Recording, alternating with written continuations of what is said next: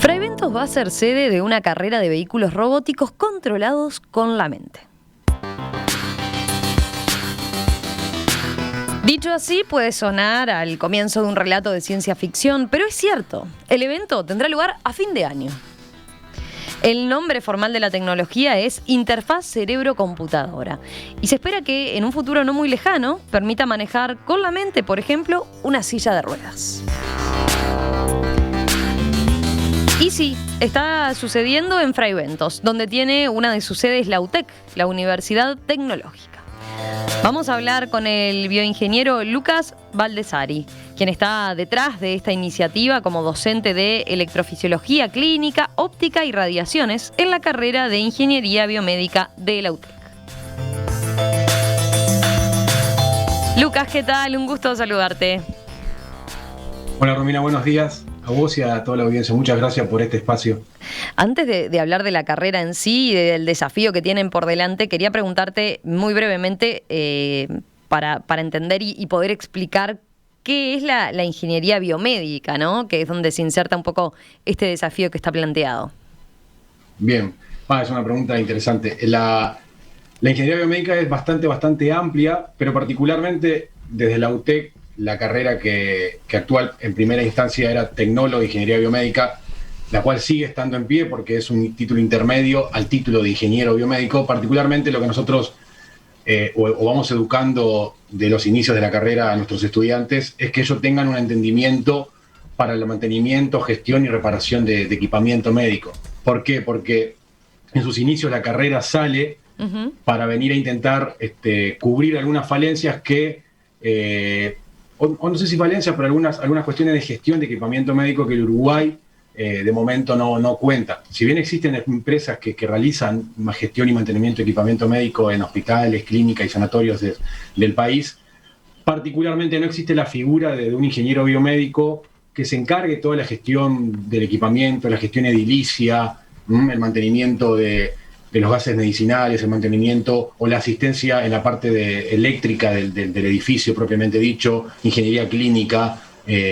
Así que, particularmente en esta carrera de ingeniería biomédica, si bien enseñamos otras áreas temáticas, hacemos foco en la parte de gestión y mantenimiento de equipo médico y, si todo sale bien, en un futuro también en el desarrollo de equipamiento médico, porque enseñamos diferentes temáticas, bastantes separadas entre sí, pero que están muy juntas a la hora del profesional. ¿Por qué? Porque se enseña química, se enseña anatomía, se enseña fisiología, se enseña fisiopatología, pero también se enseña electrónica, digital, analógica.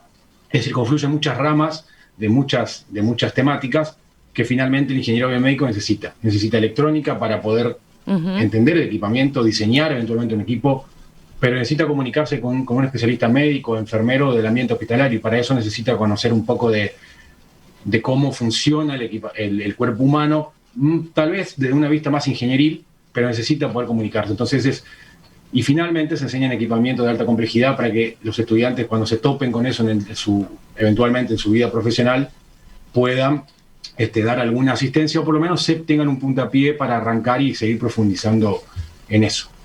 Estaba mirando en 2021, o sea, es una carrera relativamente nueva, ¿no? El título de ingeniero recién se ofrece desde este año, ¿verdad? Sí, Romina, efectivamente. La carrera de tecnólogo de ingeniería biomédica ya viene con unos años, que fue la primera que se abre desde el punto de vista biomédico aquí en Fraiventos, y la carrera, como bien decís vos, de ingeniería fue aprobada por el Consejo y el Ministerio este mismo año. Y ya tenemos nuestros primeros estudiantes que están cursando las primeras unidades curriculares, como le decimos aquí, de la ingeniería. Bien. Así es. Hablemos ahora sí de más que de la carrera en sí, de la tecnología que hay detrás de esto que yo señalaba, ¿no? Que se proponen como objetivo para fin de año, para que estos o parte de estos estudiantes que están inscriptos en lo que va a ser esta carrera en particular logren concretar, ¿no? Esto que yo mencionaba, la interfaz cerebro-computadora. Suena a eso que yo decía, ciencia ficción, ¿no? Esos relatos que nos hablan de futurismo, pero ¿cómo definirías el concepto como tal de interfaz cerebro-computadora? Bien, la interfaz cerebro-computadora como tecnología es un sistema que adquiere, registra y procesa la actividad eléctrica del sistema nervioso central. Particularmente, como nosotros estamos enfocando, estamos registrando la actividad eléctrica proveniente de nuestro cerebro. Lo interesante de la interfaz cerebro-computadora es que utiliza esas señales cerebrales para reemplazar, restaurar o mejorar algunas de las salidas normales que tiene el sistema nervioso central, o para reemplazarlas completamente. ¿Por qué?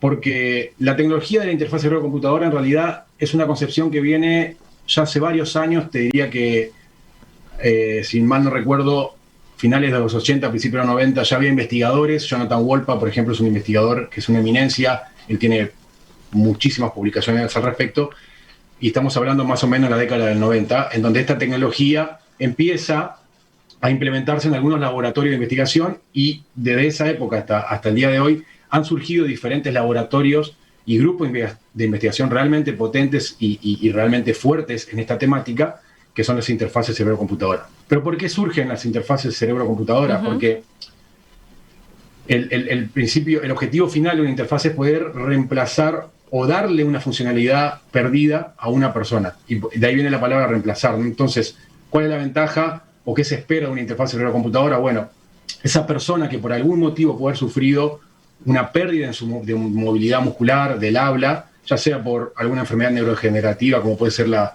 esclerosis lateral amiotrófica, algún accidente cerebrovascular, algún accidente de tránsito, puede hacer que las conexiones neuronales entre mi sistema nervioso central, particularmente el cerebro en este caso, para no complejizar, y finalmente el camino entre el cerebro, las neuronas y los músculos eferentes, como pueden ser los músculos en el cual yo estoy ahora hablando, eso puede haber una pérdida en alguna parte de ese camino, y las interfaces cerebro-computadora vienen a saltear ese camino normal para lograr que esa persona que ha perdido esa funcionalidad ahora pueda, por supuesto, generar algún tipo de comando o control. Como bien mencionaste vos, una de las primeras aplicaciones son las sillas de ruedas. Hoy por hoy la tecnología, por suerte, viene evolucionando y nos permiten ir más allá del control de una silla de ruedas e implementarlo en otros ámbitos. Claro, estoy pensando, o sea, alguien que esté en silla de ruedas pero que no pueda manejar su propia silla, ¿no? Por ejemplo, un cuadraplégico. Bueno, en este caso esta tecnología se lo permitiría, ¿no? Pero sigo pensando en cómo explicar el concepto, a ver si está bien esta definición a la que acudí muy básica, Wikipedia. Constituye una tecnología que se basa en la adquisición de ondas cerebrales para luego ser procesadas e interpretadas por una máquina u ordenador. Efectivamente, sí. Y establecen un camino para interactuar con tecnología mediante nuestro pensamiento, ya sea, ya que esta interfase permite transformarlo en acciones reales en nuestro entorno. Así es. Para poner en contexto un poco, algo que mencionaste que es muy verdad. El hecho, diferentes problemáticas pueden llevar a que una persona pierda esa movilidad que mencionás. En algunos casos tan severo, sobre todo, por ejemplo, enfermedades neurodegenerativas o algún accidente cerebrovascular severo, puede lograr que esa persona llegue a lo que se llama estado de enclaustramiento, ¿no? Este estado es una persona que cognitivamente está sana, es decir, nosotros le podríamos pedir que realice ciertos pensamientos, decimos, che, necesito que sumes, que restes, vamos a mostrarte una pantalla en donde vos necesito que lleves a cabo ciertas acciones. Esa persona lo puede hacer, pero ha perdido completamente su capacidad de comunicarse con el medio externo. En esos casos, su actividad cerebral, bajo ciertas circunstancias, permanece intacta. Y es de ahí donde la interfaz cerebro-computadora utiliza esas señales cerebrales. Existen varias alternativas. Por ejemplo, Elon Musk, con su empresa, entre tantas empresas que tiene, Mentalink, él lo que está haciendo es registrar la actividad de grupos neuronales bien específicos por una técnica que se llama registro intracortical. ¿Cuál es la diferencia que estamos implementando nosotros y que utilizan muchos otros laboratorios a nivel mundial? Utilizamos electroencefalografía, que es esto que dijiste vos, las ondas cerebrales. Nosotros estamos registrando la actividad cerebral, particularmente ahora lo vamos a hacer sobre nuestros estudiantes, a partir de electrodos que van ubicados en el cuero cabelludo. Claro, es una tecnología no invasiva, ¿no? Exacto, muy bien. Es una tecnología no invasiva. Tiene varias ventajas respecto de la intracortical, que es invasiva. La primera y principal, por supuesto, son los costos. La segunda, más importante, que no estamos invadiendo, no necesitamos cirugía. Es rápida, de rápida colocación. Tiene sus desventajas, pero de todas formas nos sirve para lograr esto que vos decías. Nosotros, y esto es lo que van aprendiendo los estudiantes y están aprendiendo en este proceso, nosotros adquirimos esa señal por varios electrodos ubicados en diferentes partes de nuestro cuero cabelludo. Esas señales de electroencefalografía en principio no nos dicen nada, sin embargo tienen un montón de información embebida en sí misma. Un neurólogo experto, así como un cardiólogo analiza un electrocardiograma, un neurólogo puede ver una señal de electroencefalografía y sacar un montón de información solamente de verla. Nosotros no somos médicos, pero sin embargo podemos procesar esa información y obtener diferentes patrones que me estén dando información acerca de diferentes estados mentales de la persona, o por ejemplo, que esté enfocado, por ejemplo, a un cierto estímulo. Eso podría generar patrones cerebrales reconocibles en estas señales. Nosotros las procesamos.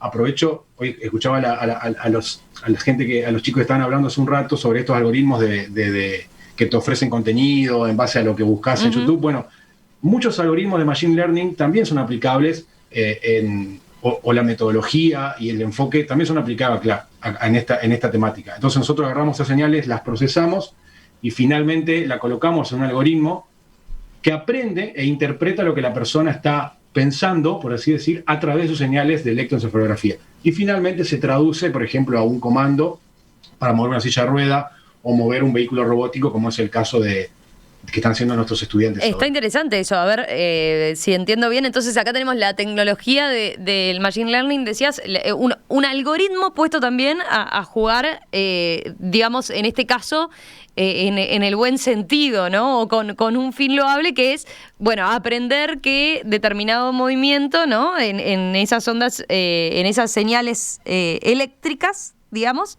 quieren decir que quiero hacer tal cosa, por ejemplo, ¿no? Sí, exacto, sí. El noble discurso que tienen estas grandes empresas que te venden contenido por internet es mejorar la experiencia, ¿no?, que te da el celular. Pero esos algoritmos finalmente tienen un insumo que es los clics que nosotros hacemos, los videos que nosotros miramos, los likes que damos, y esos algoritmos aprenden en base al insumo que le damos. En el caso de las interfaces cerebro-computadora, si bien existen diferencias en los algoritmos, pero por ejemplo, los reconocimientos de imágenes, los reconocimientos faciales que puede utilizar una cámara o algún sistema de reconocimiento facial, es muy probable que utilice lo que se llama redes neuronales, ¿no? Habrán escuchado este concepto o este nombre muchas veces. Esas redes neuronales tienen aplicabilidad en muchos otros aspectos y las interfaces cerebro-computadora también, porque nosotros lo que hacemos, y también hay otros algoritmos de Machine Learning, ¿no? Pero menciono las redes neuronales porque por ahí son las que más se han escuchado y las que más están en boga en esto de Machine Learning.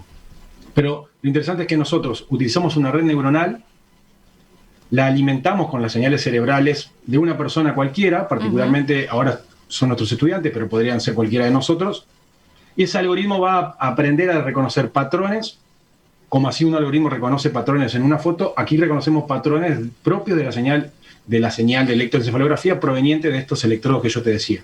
Finalmente ese algoritmo las procesa y dice, perfecto, esta persona está, por ejemplo, imaginando que quiere mover el brazo izquierdo. Y en base a esa clasificación se obtiene un comando, ¿no?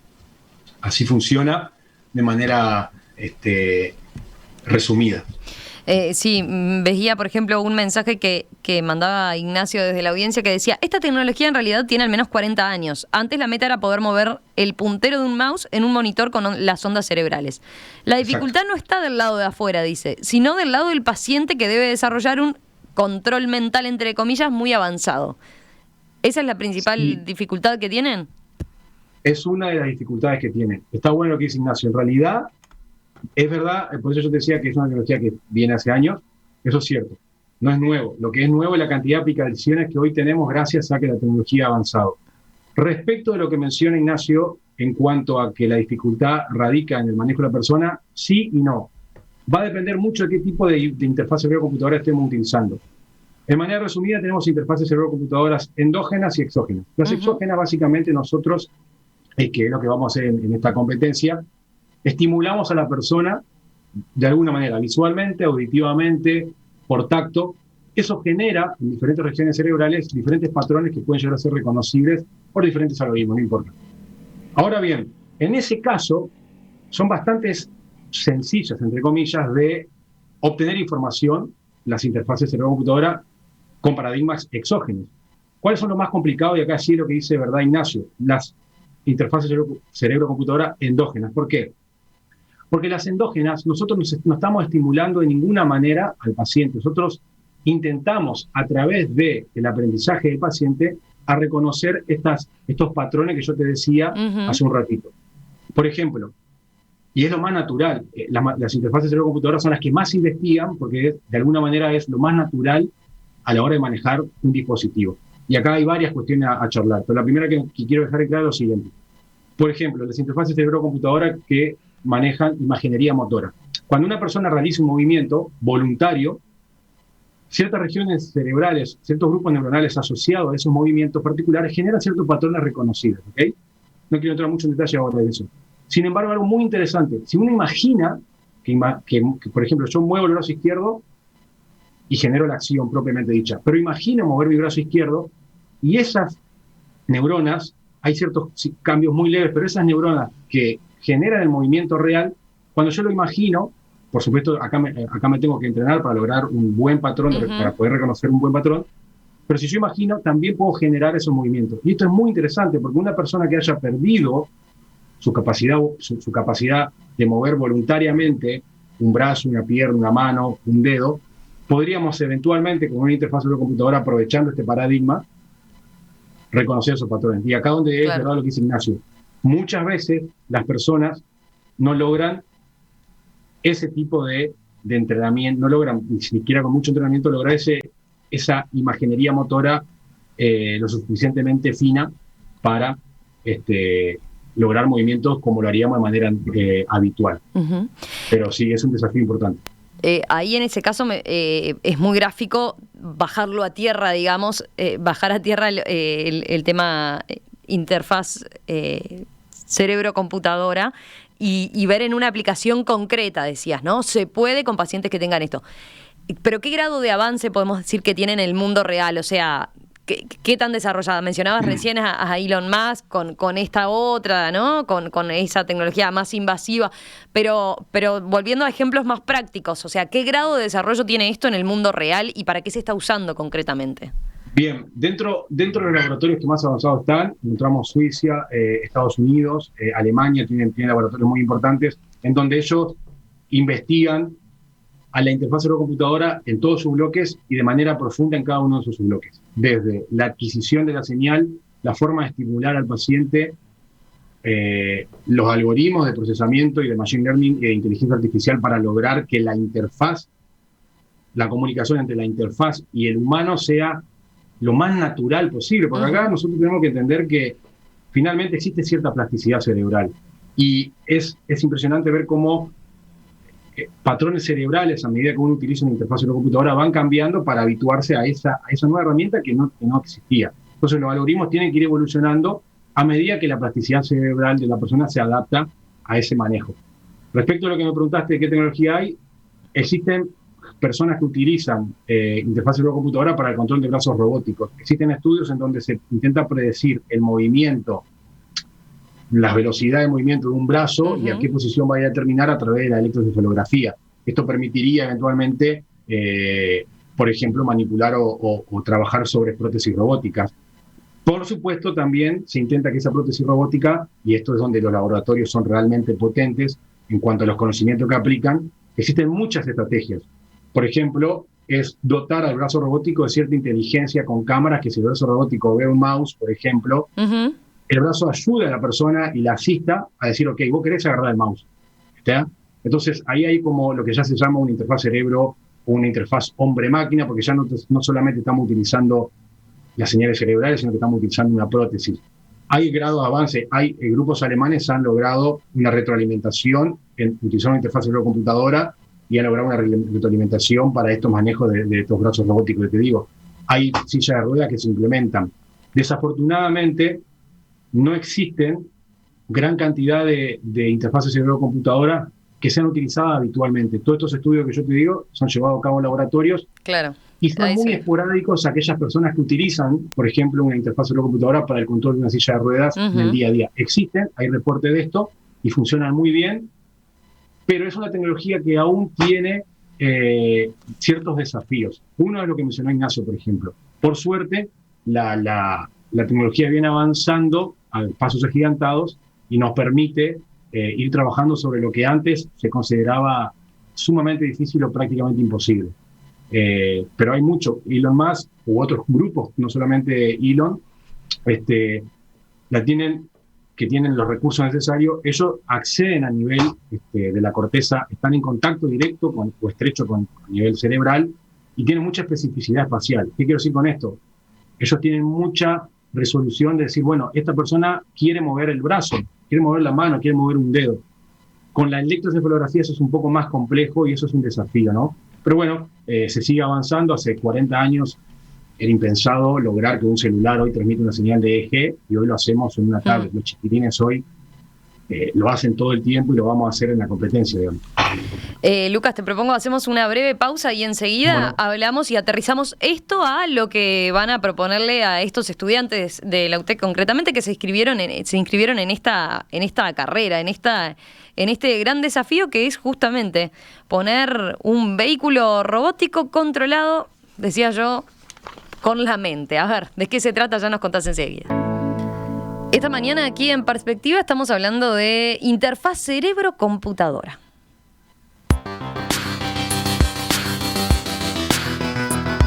Si les hablo de mover vehículos solo con la mente, van a decir que es fantasía, ciencia ficción, pero una competencia en la UTEC de Fray Bentos aspira justamente a lograr eso. Estamos conversando con el profesor que está a cargo, el bioingeniero Lucas Badesari.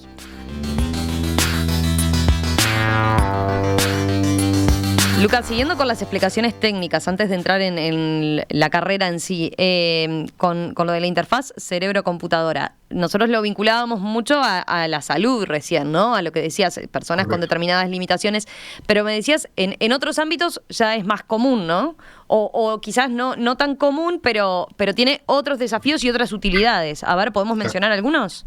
Sí, cómo no. De hecho, hay industrias que ponen bastante dinero en este tipo de aplicaciones o buscar hacer uso de la interfaz cerebro-computadora para obtener información de algún tipo.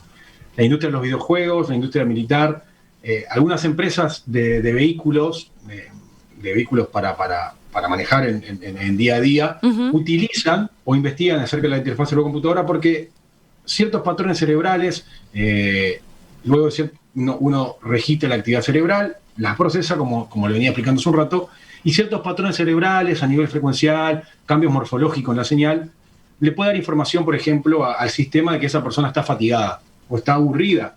Por ejemplo, si está fatigada y está manejando un vehículo, el vehículo le puede proponer, mirá, no está bueno que sigas manejando, claro, ¿no?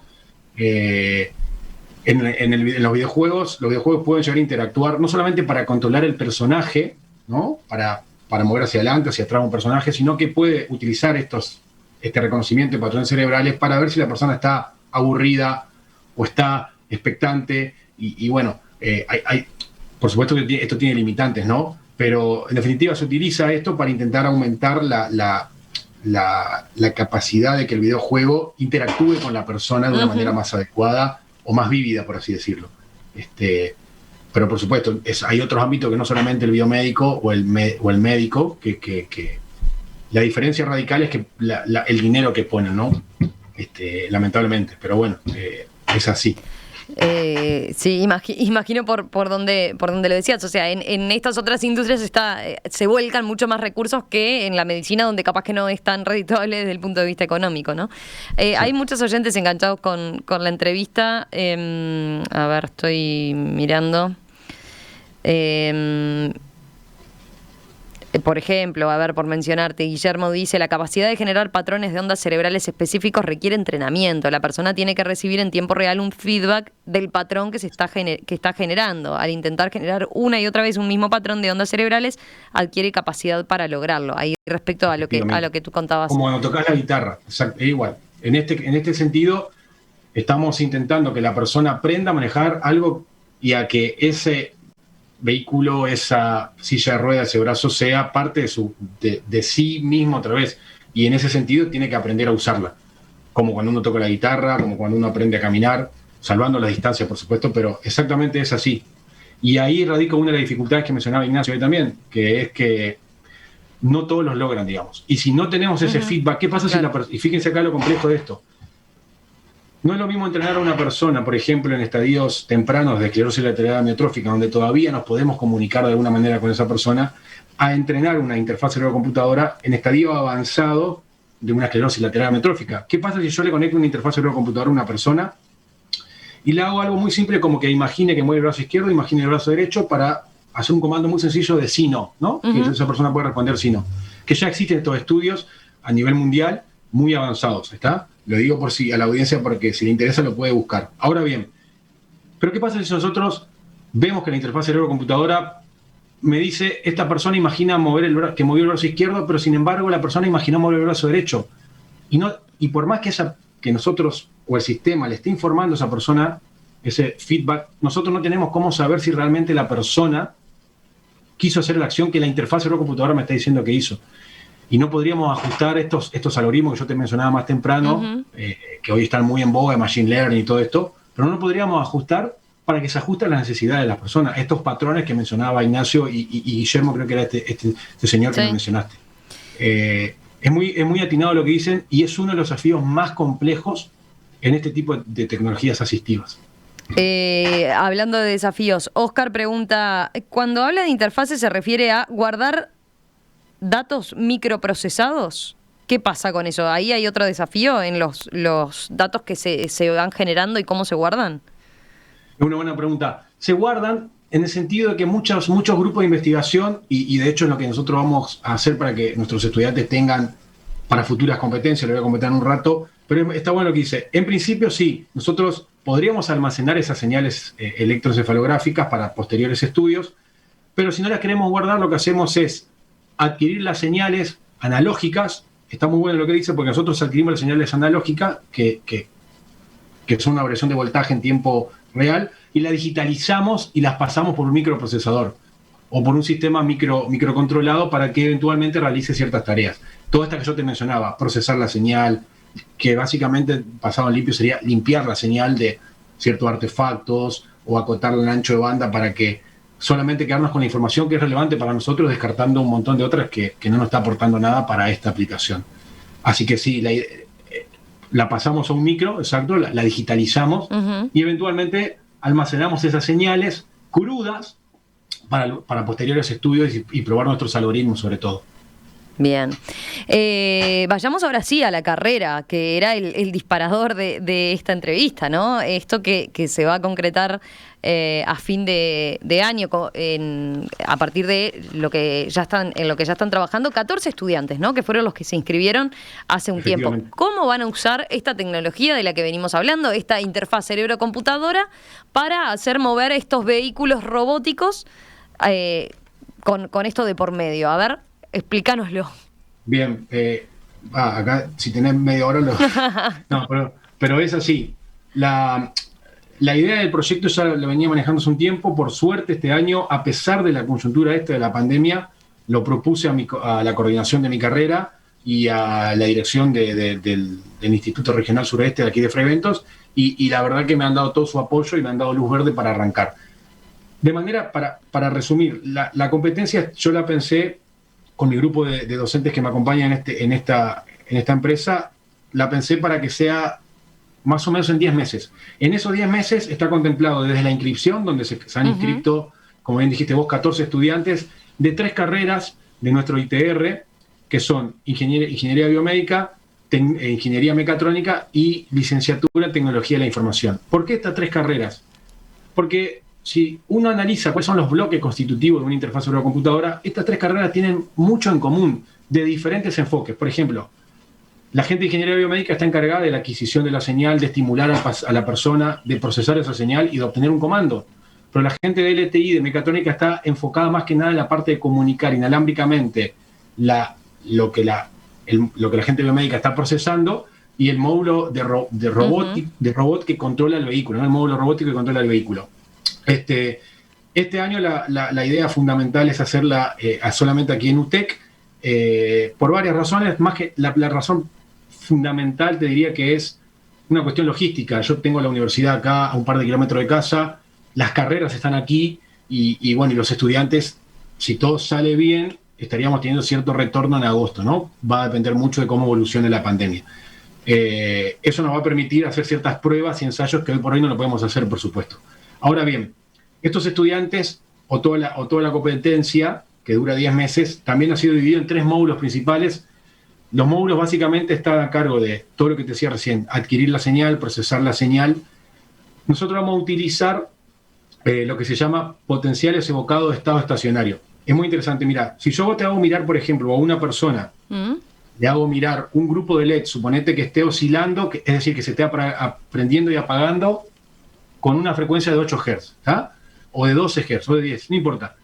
Si yo en la región occipital es la parte de atrás de nuestra cabeza, en donde a nivel cerebral se ubican los núcleos de procesamiento visual. Entonces los chiquilines lo que van a hacer, ¿qué cosa es?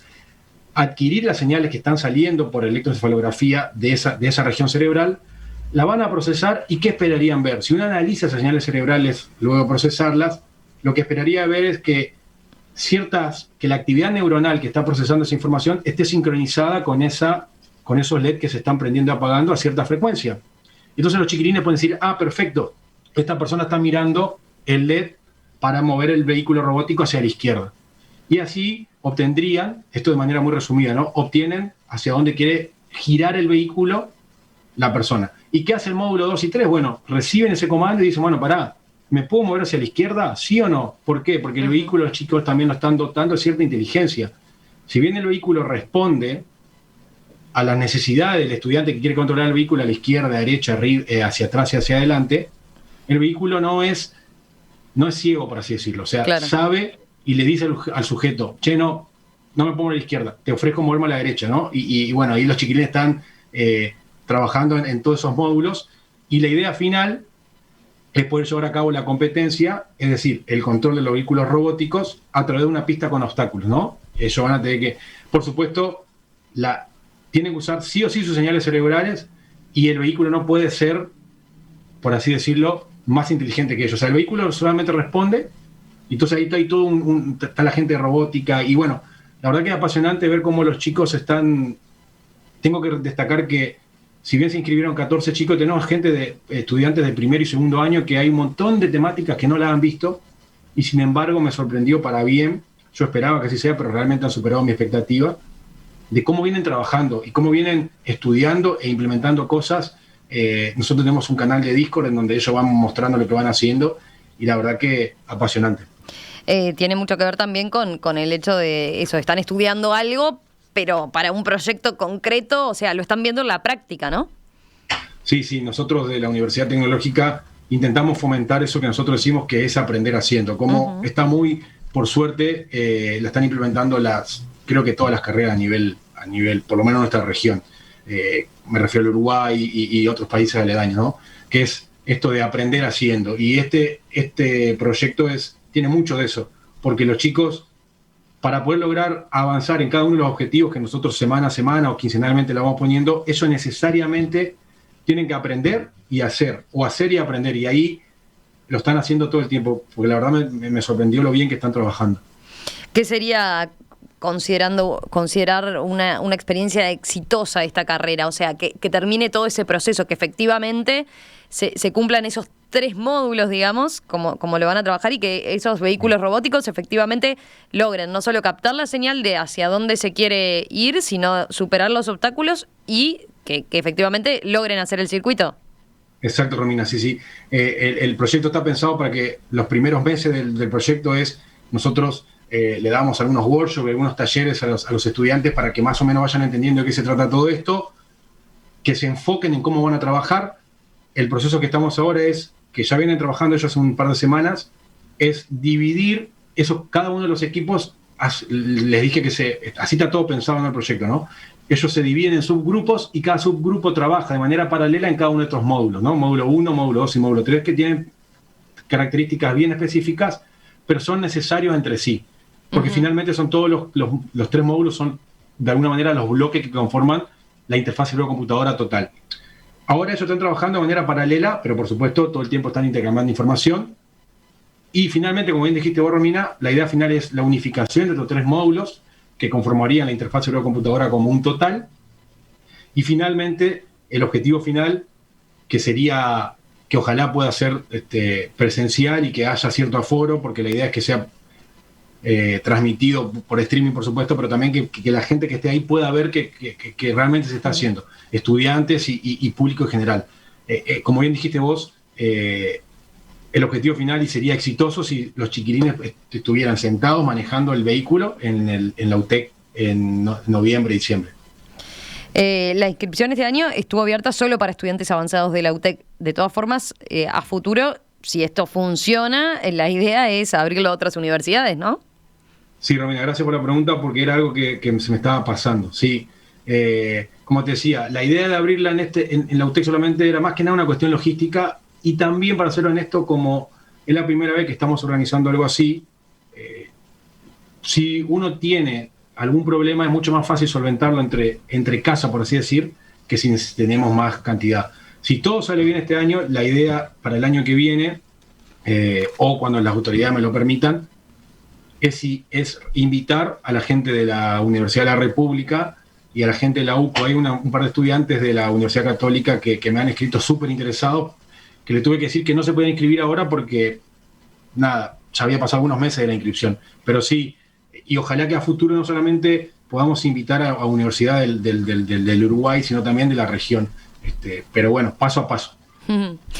Lucas Valdesari, bioingeniero, docente encargado en electrofisiología clínica, óptica y radiaciones en la UTEC, la Universidad Tecnológica, docente de inicio de instrumentación médica en la UTEC también, magíster en ciencia de datos. Muchas gracias, muchas gracias por estos minutos aquí en Perspectiva. Quedamos atentos entonces a cómo termina esa carrera, como le han llamado, esa carrera de estos vehículos robóticos movidos con la mente, como lo resumía yo. Vamos a estar siguiendo entonces este proceso y después, en todo caso, volvemos a conversar ahí con el resultado a la vista. Y con los propios protagonistas también, con los propios estudiantes, seguramente va a ser interesante. Me encantaría que se le pueda dar espacio a ellos también, a los estudiantes que finalmente son los que están metiéndole mucha garra a todo esto. Bueno. Muchas gracias por el espacio. A nosotros nos sirve como institución y como para poder motivarnos. Nos sirve más que nada como institución para que vean que le estamos poniendo garra para poder hacer cosas que eventualmente tengan algún impacto, ojalá a futuro.